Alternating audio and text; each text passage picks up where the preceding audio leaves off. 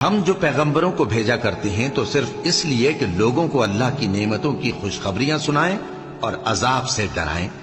اور جو کافر ہیں وہ باطل کی مدد سے جھگڑا کرتے ہیں تاکہ اس سے حق کو پھسلا دیں، اور انہوں نے ہماری آیتوں کو اور جس چیز سے ان کو ڈرایا جاتا ہے اسے ہنسی بنا لیا ہے۔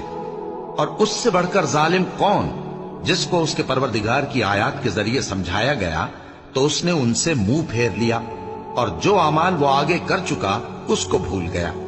ہم نے ان کے دلوں پر پردے ڈال دیے کہ اسے سمجھ نہ سکیں، اور کانوں میں ثقل پیدا کر دیا ہے کہ سن نہ سکیں، اور اگر تم ان کو رستے کی طرف بلاؤ تو کبھی رستے پر نہ آئیں گے،